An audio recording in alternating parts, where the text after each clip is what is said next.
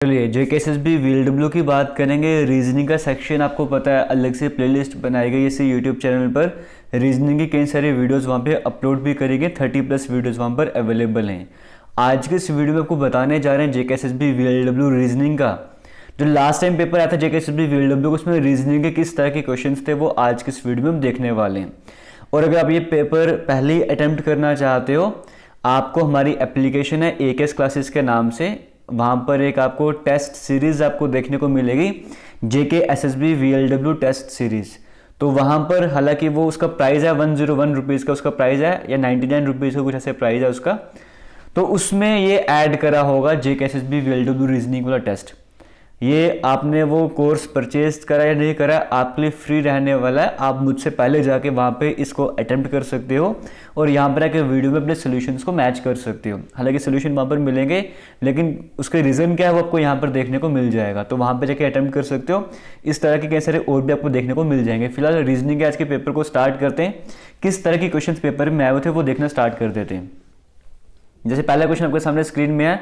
एक बात आपको मैं पहले क्लियर कर दूं कि जो डिस्क्रिप्शन या कमेंट सेक्शन में लिंक मिलता है टेस्ट सीरीज वाला, वहां से आप टेस्ट सीरीज को ज्वाइन कर सकते हो, परचेज कर सकते हो। बट आपको फ्री टेस्ट ओपन करना है, उसके लिए आपको एप्लीकेशन में ही जाना होगा।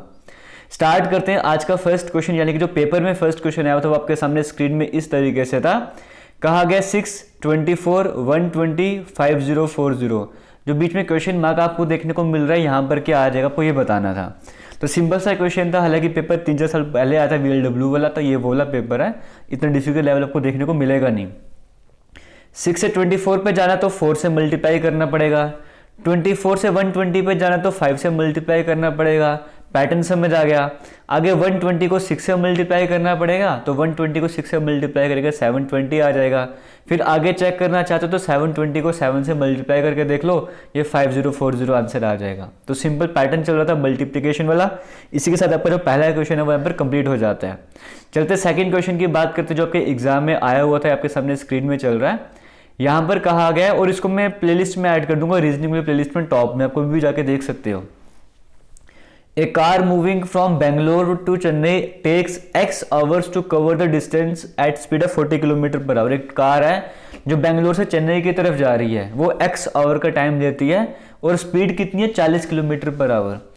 It takes 3 hours more, ये 3 घंटे ज़्यादा लेगी अगर it takes 3 hours more if its speed is reduced by 10 km। अगर स्पीड को 10 किलोमीटर कम कर देंगे तो 3 घंटे ज़्यादा लेगी। तो बताओ बेंगलोर से चेन्नई के बीच का डिस्टेंस कितना है। एक सिंपल सा फॉर्मूला हम पढ़ते हैं, speed equals to distance upon time, पढ़ते हैं, ठीक है। इस फॉर्मूले को फिलहाल मैं इरेज कर लेता हूँ ना, या फिर शॉर्ट कर लेता हूँ इस फॉर्मूले को, क्योंकि फॉर्मूला आपको पता है speed equals to distance upon time बोला। फॉर्मूला हमारे पास स्पीड, एक बार मैं यहाँ पे कर देता हूँ फॉर्मूले वाली जगह पे। तो फॉर्मूला हमारे पास क्या है, स्पीड कहाँ चला गया ये, एक सेकेंड रुक जाओ, एक सेकेंड। फॉर्मूला हमारे पास है speed equals to distance upon time, हमारे पास ये वाला फॉर्मूला, ठीक है। कहा गया कार जो X आवर लेती है, तो पहले केस में स्पीड हमको दी है 40, तो स्पीड की जगह मैं 40 लिख देता हूँ। इक्वल्स टू डिस्टेंस तो मुझे पता नहीं, डिस्टेंस को मैं D मान लेता हूँ, और टाइम वो X आवर का ले रही थी। तो यहाँ से डिस्टेंस मेरे पास कितना हो जाएगा, बेंगलोर से चेन्नई के बीच में डिस्टेंस हो जाएगा 40 को X से मल्टीप्लाई करो, मतलब डिस्टेंस मेरे पास हो जाएगा 40 × X। ये मेरे पास आ गया डिस्टेंस, है ना। एग्जैक्ट नहीं पता, लेकिन 40x मेरे पास डिस्टेंस आ रहा है, इस फॉर्मूले से मैंने देख लिया। सेकंड केस की बात करते हैं, वो बोलते 3 घंटे ज़्यादा लेगी वही कार अगर स्पीड 10 किलोमीटर कम कर दें। सेकंड केस में स्पीड कम करेंगे 10 किलोमीटर की, पहले 40 की थी तो अब स्पीड 30 की हो जाएगी, 30 हो जाएगी। इक्वल्स टू डिस्टेंस तो मुझे पता है 40x है, तो डिस्टेंस की जगह मैं 40x लिख देता हूँ, डिवाइडेड बाय, कहा था कि 3 घंटे ज़्यादा लेती है, तो टाइम क्या हो जाएगा, पहले अगर x घंटे ले रही थी तो अब x + 3 आवर का टाइम लेगी। ये क्वेश्चन आपके सामने आ गया। आपको डिस्टेंस निकालना है बेंगलोर और चेन्नई के बीच का। अब इस इक्वेशन को सॉल्व करना स्टार्ट करोगे तो आपके पास क्या आ जाएगा, अगर इसको सॉल्व करना स्टार्ट करोगे जाएगा 30x, है ना, प्लस 30 को 3 से मल्टीप्लाई करो 90 इक्वल्स टू 40x के बराबर आ जाएगा। जब इस पूरी इक्वेशन को सॉल्व करोगे तो आपके पास 10x 90 के बराबर आ जाएगा। इस इक्वेशन को जब सॉल्व करोगे 30x को वहाँ ले जाओगे तो माइनस का हो जाएगा, तो 40 में से 30x माइनस करोगे 10x आ जाएगा। 10x मेरे पास 90 के बराबर आ जाएगा, तो यहाँ से x की वैल्यू मेरे पास क्या आ जाएगी, x की वैल्यू मेरे पास 9 आ जाएगी। अब लेकिन मेरे से पूछा गया था, डिस्टेंस पूछा था, तो अगर x 9 के बराबर है तो डिस्टेंस 40 x के बराबर है, x की जगह 9 पुट कर दो, 40 को 9 से मल्टीप्लाई करो, 360 आंसर आ जाएगा। ऑप्शन नंबर ये आपको देखने को मिल रहा है, ये करेक्ट आंसर हो जाएगा। हालांकि ये टॉपिक आपको मैं पहले समझा चुका हूँ प्लेलिस्ट में, रीजनिंग की प्लेलिस्ट में, तो वहीं से क्वेश्चन आया हुआ है। ईजी कोई डिफिकल्ट क्वेश्चन देखने को नहीं मिल रहा। अगर पहली बार देख रहे हो तो यहाँ वहाँ देख देख के तो हो सकता है आपको चक्कर आ रहे होंगे, लेकिन चक्कर खाने की जरूरत नहीं है। सिंपल रीजनिंग वाली प्लेलिस्ट में जाओ, वहाँ पे जाके वीडियो को देखो और सब कुछ ठीक हो जाएगा, कोई चक्कर नहीं आएगा फिर आपको। आगे चलते हैं, तीसरे क्वेश्चन की बात करते हैं। और अभी एक हम VLW का फुल लेंथ मॉक टेस्ट भी तैयार कर रहे हैं, 1 से 2 दिन में हम अपलोड कर देंगे। वही टेस्ट सीरीज वाली जो आपको बता रहा हूँ ना, वहाँ पर हम वो फुल लेंथ का मॉक टेस्ट भी अपलोड कर देंगे, आप वहाँ पर जाके अटेम्प्ट कर सकते हो। तो जब सिलेबस कंप्लीट हो जाएगा फिर आपको यहाँ पर भी मिल जाएंगे। यहाँ पर कहा गया सरीना और वीना की बात करेंगे, वो किसी सेम पॉइंट से चलना स्टार्ट करते हैं, ठीक है। ये पॉइंट में मान लेता हूँ वो सेम पॉइंट है। Serena walk for some distance, Serena कुछ डिस्टेंस कर चलती है साउथ डायरेक्शन में, साउथ मतलब नीचे, तो सरीना ने साउथ डायरेक्शन में चलना स्टार्ट किया, नीचे की तरफ चलना स्टार्ट किया। फिर वो लेफ्ट टर्न लेती है, लेफ्ट टर्न मतलब यहाँ पर आ जाएगी और कितना किलोमीटर चलती है, 2 किलोमीटर चलती है। जबकि वीना नॉर्थ डायरेक्शन में, दोनों ने सेम पॉइंट से चलना स्टार्ट किया था ना, तो वीना भी यहीं से चलना स्टार्ट करेगी। तो वीना कौन सी डायरेक्शन में जा रही है, वीना जा रही है नॉर्थ डायरेक्शन में, वीना जा रही है ऊपर की तरफ। और राइट टर्न लेते 2 किलोमीटर, राइट टर्न लेके 2 किलोमीटर, ये भी यहाँ पर आ जाएगी। अब उसने कहा था ना कि स्टार्टिंग में साउथ जा रही है, नॉर्थ जा रही है, कितने मर्जी किलोमीटर है कोई फर्क नहीं पड़ता, आप छोटा बनाओ बड़ा बनाओ कोई फर्क नहीं पड़ता। लेकिन जब उसने कहा कि 2 किलोमीटर जाना है तो 2-2 किलोमीटर बराबर बनाना है। Which direction is Serena, Serena ये नीचे की तरफ आ रही थी ना, तो सरीना कौन सी साइड में, वीना के हिसाब से देखा जाए वीना भी यहाँ पर है, वीना के हिसाब से सरीना तो नीचे की तरफ है, इसका मतलब साउथ डायरेक्शन में है। तो ऑप्शन नंबर सी आपके पास बिल्कुल सही आंसर हो जाएगा। आगे चलते हैं, फोर्थ क्वेश्चन की बात कर लेते हैं। पॉइंटिंग टूवर्ड्स अ बॉय, एक लड़के की तरफ पॉइंट करते हुए, सीता टोल्ड टू गीता, सीता किससे बात करते, गीता से बात करती है। तो बात कौन कर रही है, सीता, सीता जी बात कर रही हैं। क्या बात कर रही हैं, सीता जी बोलती हैं he is the son of my mother's husband son, वो कौन है, बेटा है, जिसकी वो लड़के की बात कर रहे हैं वो कह रहे हैं वो बेटा है, ही इज द सन, वो बेटा है, लेकिन किसका बेटा है, ऑफ माई मदर्स हस्बैंड सन, मेरी मदर के जो हस्बैंड ने उनका जो बेटा है, आगे उनका बेटा है। क्वेश्चन समझ आया। सीता क्या बोलती है, वो बेटा तो है लेकिन किसका बेटा है, मेरी मदर के हस्बैंड के सन का, मेरी मदर के हस्बैंड का सन ये हो गया, इनका आगे बेटा है, यानी कि वो लड़का यहाँ पर है। तो बताओ वो लड़का सीता से कैसे रिलेटेड है, तो ये सीता का भाई हुआ, सीता के भाई का बेटा है, तो लड़का जो है वो क्या, वो भांजा हुआ ना, इस तरह से कह सकते हो, तो नेफ्यू आ जाएगा। ऑप्शन नंबर यहाँ पे बिल्कुल सही आंसर हो जाएगा। आगे चलते हैं, नेक्स्ट क्वेश्चन की बात कर लेते हैं। नेक्स्ट टर्म आपको बताने इस सीरीज में क्या रहने वाली है। तो भाई साहब यहाँ पे ए जेड है, आसान सा क्वेश्चन है। देखो ए जेड क्या है, रिवर्स है, ए का उल्टा जेड होता है, सी का उल्टा एक्स होता है, ई का उल्टा वी होता है, जी का उल्टा टी होता है। आगे जो पेयर आएगा वो भी अपोजिट वाला आएगा, लेकिन कौन सा अपोजिट वाला पेयर वो आपको देखना है। देखो ए के बाद सी आया हुआ है, 2 का गैप, सी के बाद ई आया है, 2 का गैप, मतलब सी डी ई, फिर E F G, ji H I, आई आएगा और आई का उल्टा आर होता है। तो ये आपको ऑप्शन नंबर ए में देखने को मिल रहा था, वो करेक्ट आंसर हो जाएगा। आगे चलते क्वेश्चन नंबर 6 की बात करते, कहा गया है Andrew covers half the distance at a speed of 60 kilometre per hour and remaining half at speed of 40 kilometre per hour, what is his average speed. Andrew भाई साहब की बात करें, ये कुछ डिस्टेंस 60 किलोमीटर पर आवर की speed में cover करें और बाकी बचो 40 किलोमीटर की स्पीड से। तो एवरेज स्पीड का फॉर्मूला होता है 2 into x into y upon x plus y. तो इसको सॉल्व करना स्टार्ट कर दो, 2 इंटू एक्स मतलब पहली स्पीड, मल्टीप्लाई वाई दूसरी speed, upon x plus y, दोनों को ऐड करके 100 आ जाएगा, है ना। तो 2 1 जा 2, 2 50 जा 100, ये 0 0 कैंसिल कर दो, 5 1 जा 5, 5 12 जा 60, 12 को 4 से मल्टीप्लाई करो 48। तो ऑप्शन नंबर बी यहाँ पे बिल्कुल सही आंसर हो जाएगा। आगे चलते हैं, क्वेश्चन नंबर 7 की बात करते हैं। नेक्स्ट नंबर आपको बताना था क्या आ जाएगा। तो यहाँ भाई साहब यहाँ पर देख लो, 6 से 9 जा रहा है, 9 से 18 जा रहा है, 6 9 18 45, इतना तो पता, 9 को 2 से मल्टीप्लाई करके 18 आ जाएगा। तो 6 को अगर मैं देखो, 6 को अगर मैं 15 से मल्टीप्लाई करूँ तो 90 आता है, तो 6 को मैं 1.5 से मल्टीप्लाई करूँ 9 आ जाएगा, पैटर्न बन गया। तो 18 को अगर आप 2.5 से मल्टीप्लाई करोगे तो 45 आ जाएगा, तो अगर 3 से मल्टीप्लाई करना पड़ेगा, पहले 1.5 से मल्टीप्लाई किया, फिर 2, फिर 2.5, फिर 3, 45 को 3 से मल्टीप्लाई कर लो, 135 आ जाएगा, नहीं आएगा, 40 80 120 बिल्कुल आ जाएगा। हमारा ऑप्शन नंबर है बिल्कुल सही आंसर हो जाएगा। आगे चलते हैं, 8वें क्वेश्चन की बात कर लेते हैं। Find the next number of the series, next number आपको बताना है सीरीज का क्या हो जाएगा। 3 फिर 7, फिर 12, फिर 18, है ना। नेक्स्ट नंबर आपको बताना है। देखो 4 का गैप चल रहा है, 5 का गैप चल रहा है, 6 का गैप चल रहा है, 7 का गैप आ जाएगा, 18, 7, 25। तो भाई साहब हमारे पास ऑप्शन नंबर बी यहाँ पे बिल्कुल सही आंसर हो जाएगा। आप टेंशन बिल्कुल भी नहीं लेनी है, ये पेपर पुराना था, इतना आसान पेपर तो नहीं आने वाला है। हालांकि आपको अच्छे से तैयार करवाया जा रहा है, आप जाके वीडियोस को देख सकते हो। बस अपने वीडियो को शेयर करते जाना है, अच्छा रिस्पॉन्स आपकी तरफ से मिलना चाहिए। फिर आने वाले दिनों पर आपको मैं जम्मू कश्मीर बेस्ड जो क्वेश्चन आए थे पेपर में वो भी करवा दूंगा, हर तरह के क्वेश्चन करवा दूंगा।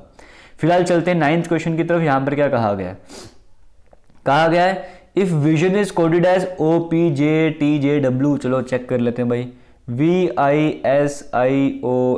विजन भाई साहब की कोडिंग करी गई है OPJTJW के हिसाब से।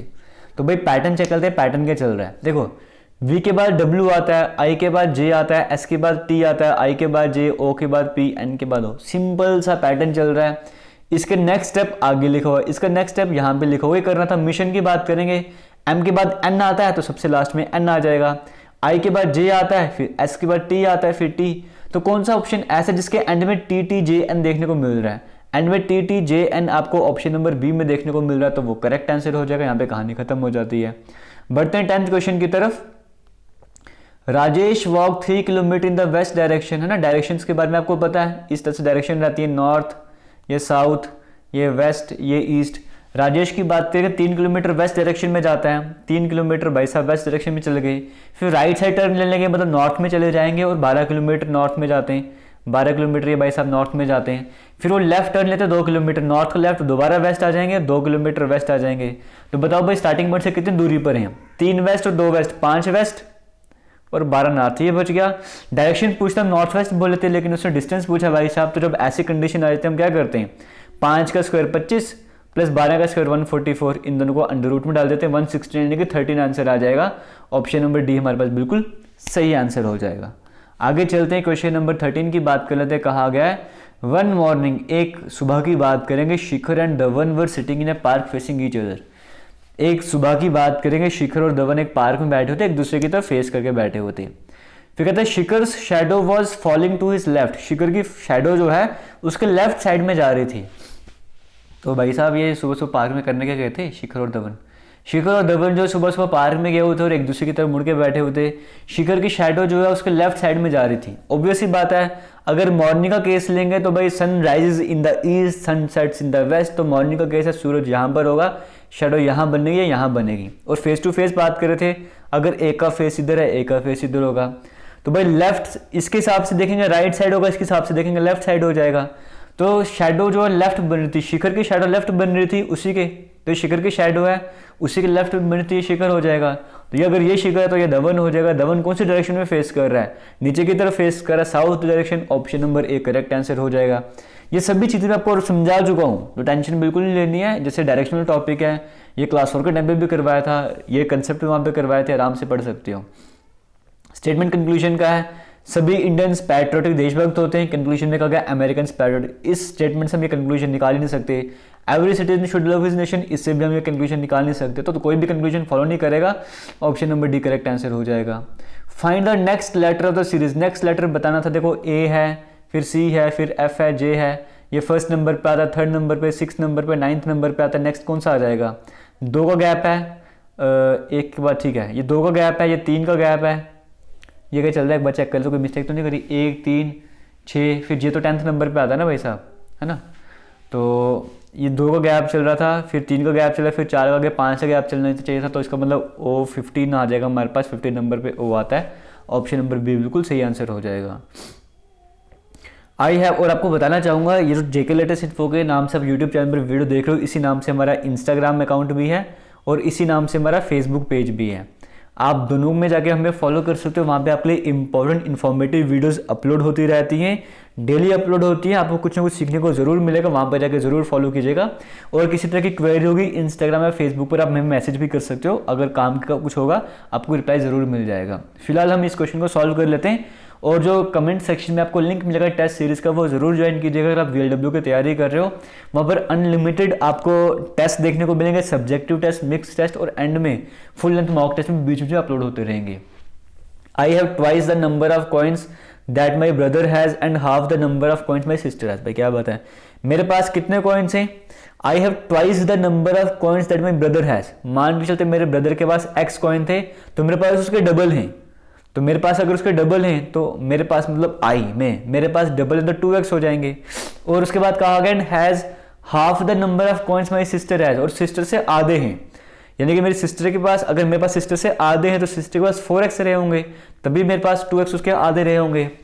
हम तीनों के कॉइन्स कितने हैं? 28 है, मतलब इन तीनों को मैं प्लस कर दूंगा तो 28 आना चाहिए। 4 2 6 7, 7x मेरे पास 28 के बराबर आना चाहिए। तो यहाँ से x मेरे पास कितना आ जाएगा? 4 के बराबर आ जाएगा। तो बताओ मेरे पास कितने कॉइन थे? मेरे पास 2x कॉइन थे, x की वैल्यू 4 है। अबे 4 सब्स्टिट्यूट कर तो 2 को 4 से मल्टीप्लाई करो 8, मेरे पास 8 कॉइन हो जाएंगे। तो ऑप्शन नंबर ए करेक्ट हो जाएगा। लास्ट क्वेश्चन थोड़ा अच्छा सा है, इसलिए क्वेश्चन मैं आपको ट्राई करके दे रहा हूँ, बट आपको हिंट देके जाऊंगा जहां पर आप गलती कर सकते हो। यहां पर कहा गया 3 times the sum of digit of a number is 8 less than the number if the sum of the digit of number is 5 then what is the number. देखो एक आपको हिंट दिया, sum of the digit of the number is 5 है ना, जो number का जो भी डिजिटों का नंबर सम 5 के बराबर होगा। तो 3 times the sum of digit of a number is 8 times less than the number. यहां पर मिस्टेक क्या करोगे? अगर आप ये मान के चलोगे कि जो नंबर आपको इस मान जो 15 है, 2 डिजिट है ना, अगर आप लोग पहला नंबर x है दूसरा नंबर y है, ये चीज करके चलोगे यहाँ पे मिस्टेक कर दोगे, क्योंकि हम 15 बोलते हैं या ये 45, इसको 45 बोलते हैं। 45 क्यों बोलते हैं? ये 1 प्लेस में 10 प्लेस में है, हम बोलते हैं 40 + 5, ऐसे 45 बनता है ना। वैसे आप एक काम कर सकते हो, आप जो पहले ऐसे भी लेके चल सकते हो, जो 10 प्लेस में उसको x मान लो, जो 1 प्लेस में y है, तो नंबर आपके पास जो होगा वो 10x + y होगा। इस बात का ध्यान देना आपको, ठीक है? क्योंकि आपको मैंने कहा ना 45 है जैसे, तो 4 5 थोड़ी बोलते, उसको 45 बोलते, तो 4 का 40 बनता है। तो जो नंबर उसको 10 से मल्टीप्लाई करते हैं तो प्लस उसमें ये करते हैं, तो जो नंबर आपके पास होगा 10x + 5 होगा। अब इसके हिसाब से इक्वेशन बनाओ और सॉल्व करके मुझे कमेंट सेक्शन में बताओ करेक्ट आंसर क्या रहने वाला। यहाँ पे मिस्टेक करनी थी, आपको सॉल्व करवा दी है। क्लियर हो गया? ये 15 क्वेश्चन का सेट था जो रीजनिंग के पेपर आपका आया हुआ था। बाकी पेपर भी आपके सामने इसी चैनल पर आते रहेंगे और जो भी प्लेलिस्ट है वहाँ पर ऐड होते रहेंगे। फिलहाल करेंगे वीडियो का, मिलेंगे नए वीडियो में, तब तक के लिए थैंक यू, जय हिंद।